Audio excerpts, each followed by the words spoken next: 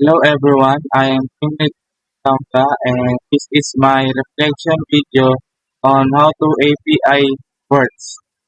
Yung two type po na API na na-try ko ay yung speech to text and text to speech.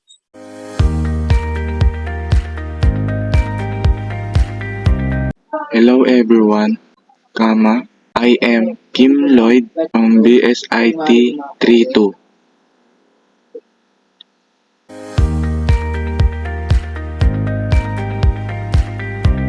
This innovative technology converts written text into spoken words, making it accessible to individuals with visual impairments or those who prefer auditory learning.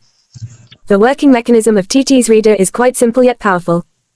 Users can either type or paste the desired text into the provided input box on the website. Once the text is entered, users have several customization options to enhance their listening experience. They can choose from a variety of voices and adjust parameters such as speed, pitch, and volume to suit their preferences. TT's Reader employs advanced algorithms and natural language processing techniques to analyze and interpret the input text accurately. The system then generates corresponding audio output using high-quality speech synthesis technology. The result is a lifelike voice that reads out the text in a clear and understandable manner.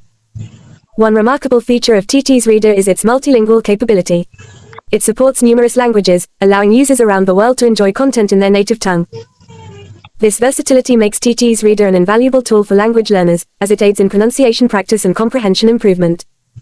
TT's Reader revolutionizes how we interact with written content by transforming it into spoken words through cutting-edge technology. Its ease of use, customization options, and multilingual support make it an indispensable tool for individuals with visual impairments or those seeking alternative ways of consuming information effectively. Speech to text, base po dun sa paggamit ko, yung speech to text, kailangan po natin magsalita gamit yung mic ng device na gamit natin. Then, i-convert po ng website to text yung mga sinasabi po natin. Then, yung isa naman po, text to speech, magta-type lang po tayo ng text and yung site po na ginagamit natin, siya na po yung magsasabi or babasahin niya yung tinype natin para sa atin po.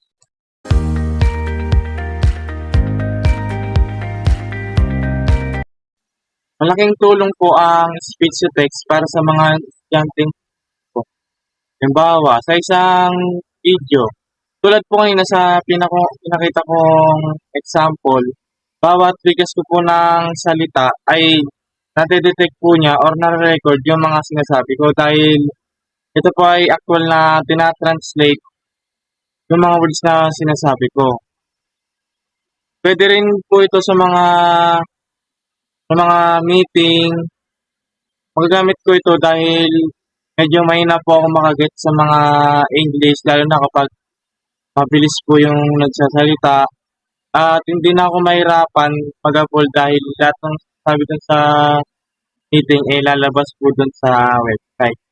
Yung text-to-speech naman po, kung yung kanina para malaman po natin yung mga sinasabi ng tao, dito naman po pwede natin magamit yung text-to-speech para malaman natin kung paano ang tamang pagbigkas sa isang words. Pwede rin ito sa mga may malalabong paningin.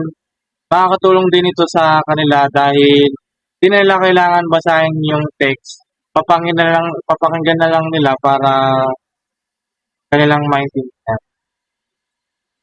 Pare silang madaming benefits para sa atin. Yung speech to text and text to speech sa mga communication and productivity sa mga school at workplace natin.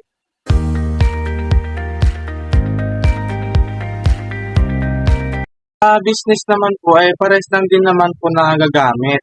Yung speech to text sa mga meeting po tulad nga po nung nabanggit ko kanina dahil bawat bigkas ng natin ay kanyang tinatranslate. Then nakakatipid po ito ng oras dahil di na po natin kailangan magsulat ng notes and talagang malaking tipid po sa oras.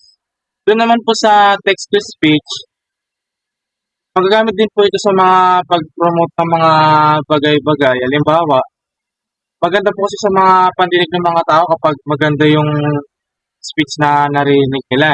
And maiwasan ng mga pagkakamali pag nagamit ang text-to-speech API. So, yun lang po ang aking reflection video on how to speech to text and text-to-speech API works. Thank you.